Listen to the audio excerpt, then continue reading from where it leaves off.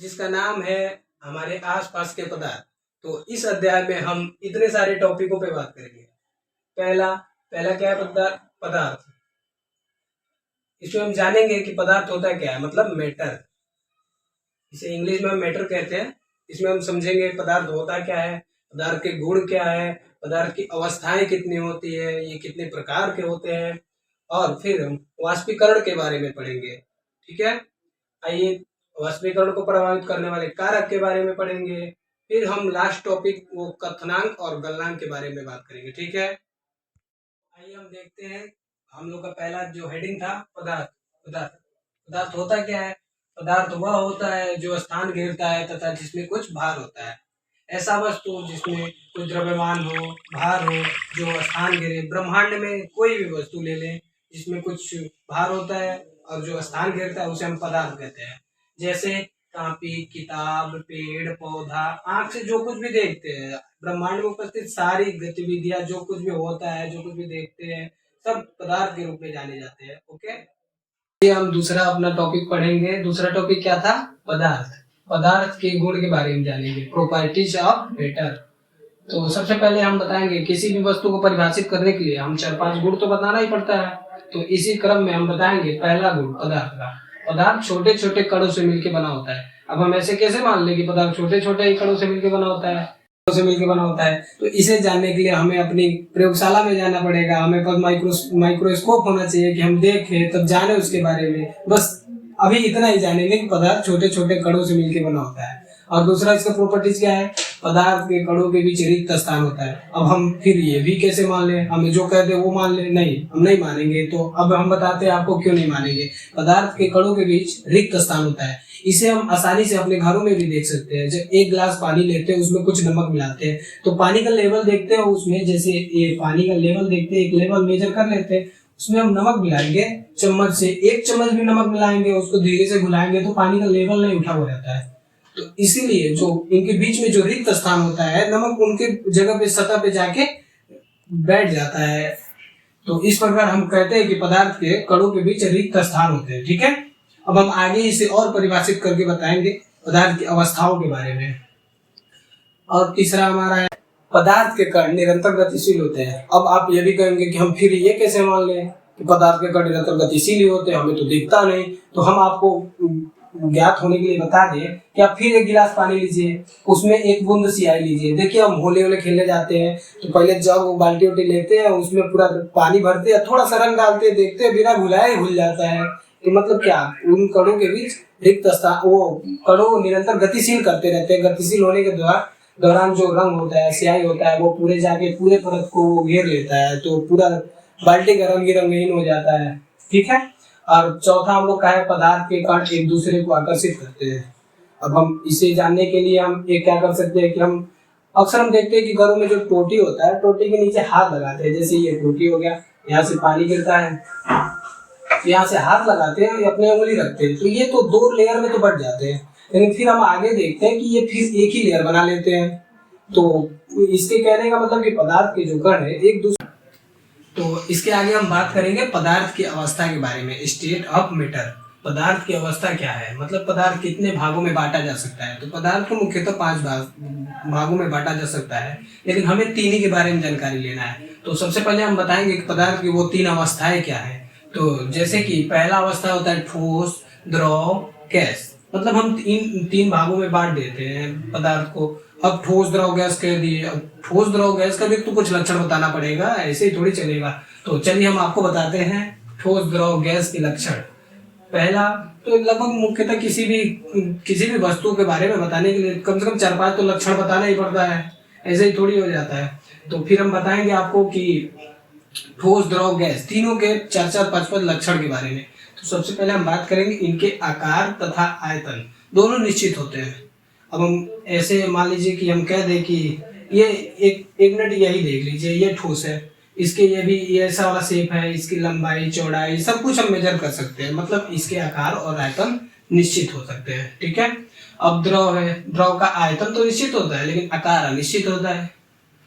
अब इसको हम उदाहरण से जानने के लिए हम बात करेंगे कि अब जैसे हम पानी की बोतल खरीदने जाते हैं तो पहले कहते हैं कि 1.5 लीटर वाला दे दो, या कोको कोला स्प्राइट लेने जाते हैं 1.5 लीटर 2 लीटर, मतलब उसका जो हम लोग का क्वांटिटी है वो तो पता रहता है, लेकिन उसका जो आकार है वो नहीं पता रहता है। ठीक है, तो आयतन तो पता रहता है, वॉल्यूम शेप, वो शेप के बारे में हमको जानकारी नहीं रहती है। जैसे कि देखते हैं हम लोग, पानी थोड़ी से गिरता है पूरा फैल जाता है, मतलब ये थोड़ी है कि पानी जहाँ गिरा वहीं पे रुका ही रह गया। इसका मतलब ये होता है कि उसका जो आकार है वो अनिश्चित है, लेकिन आयतन निश्चित है। गैस है, ना आकार उसका ना आयतन कोनो रास का नहीं होता है, ना आकार निश्चित होता है ना आयतन निश्चित होता है, दोनों के दोनों फालतू हैं। अब फिर हम दूसरा जानेंगे कि ये कठोर होते हैं, कि ठोस कठोर होते हैं। मतलब अब मान लीजिए हम पत्थर ले लिए और कोनो कहा कि अरे इसको दबा ही दो, बाहुबली थोड़ी है कि पत्थर को दबा देंगे, ये तो कठोर होते हैं, वो ठोस है। अब हम बता रहे थे कि द्रव का दूसरा लक्षण, ये तरल होते हैं। तो इसको जानने के लिए हम बताते हैं कि पानी को लेके हम कहीं भी बहा देते हैं, वो तरल मतलब बहने का गुण होता है, उसे हम तरल कह देते हैं। अब गैस है, ये गैसीय होते हैं या तरल, इसको भी कह सकते हैं। जैसे कि हम सेंट लेते हैं, मारते सेंट पूरा एकदम गमका देते हैं। अब आगे हम बताएंगे तीसरे लक्षण के बारे में कि ठोस के कणों के मध्य रिक्त स्थान बहुत कम होता है। कहने का मतलब कि इनके बीच के जो ऐसे जो पदार्थ होते हैं, अगर माइक्रोस्कोप से उसका अध्ययन करें तो देखेंगे कि इन पदार्थ के छोटे छोटे जो कण हैं वो उनके बीच जो स्थान है वो बहुत कम है, और इनके बीच का जो स्थान होता है उसे अंतराणुक आकर्षण बल कहते हैं। अंतराणुक स्थान कहते हैं, और अंतराणुक मतलब अणुओं के मध्य जो आकर्षण बल लगता है उसे अंतराणुक आकर्षण बल कहते हैं। ठीक है, और ठोसों की तुलना में द्रव में जो अंतराणुक आकर्षण बल या इनके बीच का जो स्थान होता है वो ठोस की तुलना में मतलब कम होता है। एक कण यहाँ एक कण यहाँ, मतलब इनके बीच के डिस्टेंस कुछ होते हैं।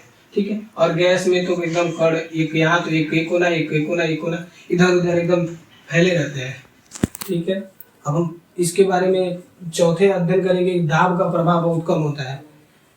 अब इसको हम जानने के लिए ये करेंगे कि ठोस को दबाने का, अब इसको हम दबाने के लिए दाब का इफेक्ट होता तो है लेकिन ना मात्र का होता है, जिसे मेजर ही नहीं कर सकते। मतलब इस पे ठोस जो है इसको हम दबा नहीं सकते, और वही हम द्रव लेते हैं या सिरिंज लेते हैं, एकदम मारते हैं इसे, दबाव उस पे द्रव पे दबाव पड़ता है और सिरिंज बाहर निकल जाता है। मतलब द्रव को दबाने की दबा सकते हैं, दाब का इफेक्ट हो सकता है ठोस की तुलना में, द्रव में अधिक दबा सकते हैं।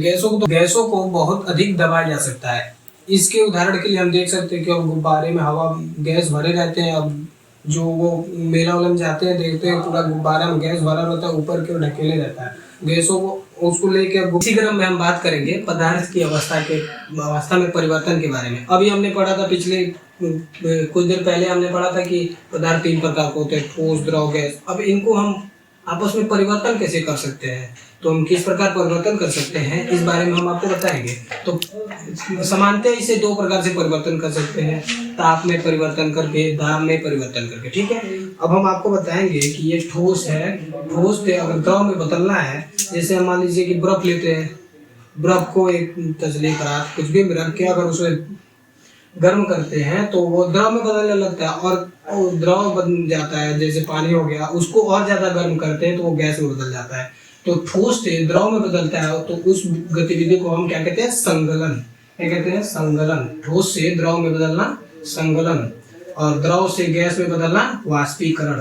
क्या कहते हैं, द्रव से अगर गैस में बदल जाता है, द्रव को गर्म करने पे गैस उड़ने लगता है। देखते हैं हम पानी उनी लेते हैं और उसको गर्म करते हैं तो भाप बनने लगता है, मतलब कि वो गैस बनने लगता है। तो द्रव से गैस में बदलता है तो उसे हम कहते हैं वाष्पीकरण।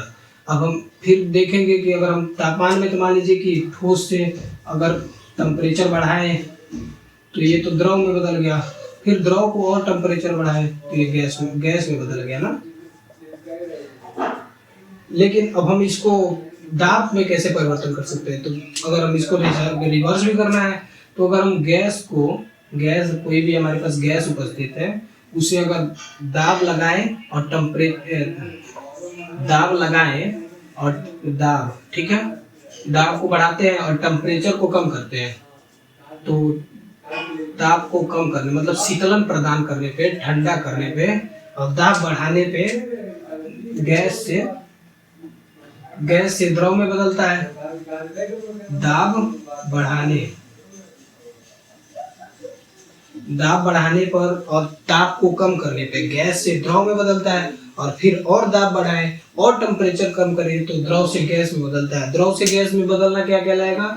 द्रव से अगर गैस में बदल रहा है तो संघनन कहलाएगा। संघनन मतलब हम लेते हैं पानी में, लेते हैं फ्रिज में ले जाके डाल देते हैं, देखते हैं कि कुछ देर बाद वो ठोस में जम जाता है, तो उसे हम क्या कहते हैं? द्रव से ठोस।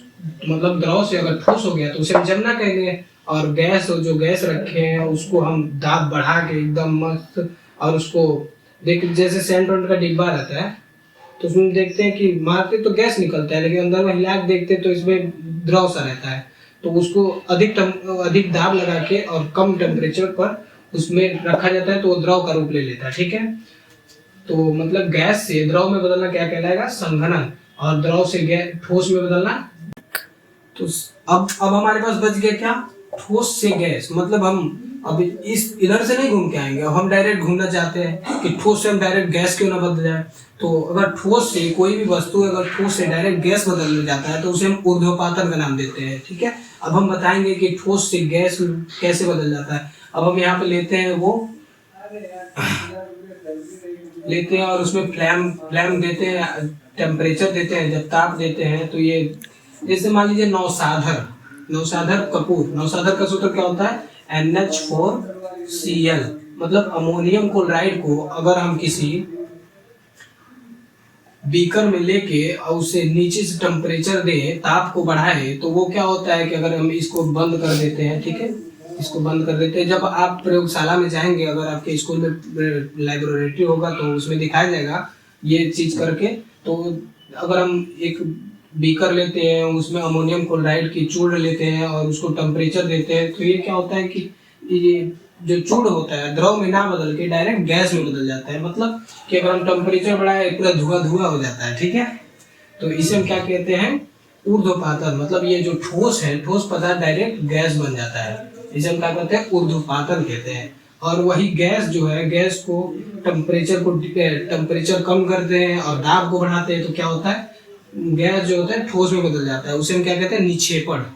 तो हम फिर लास्ट बार यही बताना पाएंगे, आप कॉपी किताब निकाल के एक नोट्स बनाएंगे कि ठोस से अगर द्रव हो गया तो संघनन, द्रव से गैस हो गया तो वाष्पीकरण, और फिर गैस से द्रव हो गया तो संघनन, और द्रव से ठोस हो गया तो उसे हम कहेंगे जमना, और ठोस से डायरेक्ट गैस हो गया तो ऊर्ध्वपातन, और गैस से डायरेक्ट ठोस हो गया तो निक्षेपण कहेंगे। ठीक है, अब हम इसे बढ़ाएंगे घटाएंगे कैसे? तो अगर हम किसी वस्तु का टेम्परेचर बढ़ाते हैं तो वो ठोस से द्रव, द्रव से गैस में बदलता है, और टेम्परेचर घटाते हैं, दाब को बढ़ाते हैं तो गैस से द्रव और द्रव से ठोस होता है। लेकिन एक और चीज है कि ठोस से गैस में भी डायरेक्ट बदल जाता है, जैसे अमोनियम क्लोराइड, नौसाधर हो गया, कपूर हो गया, इन सभी वस्तुओं को हम देखते हैं तो ये गर्म करने पे ठोस से डायरेक्ट गैस में बदल जाते हैं, तो उसे क्या कहते हैं? ऊर्ध्वपातन।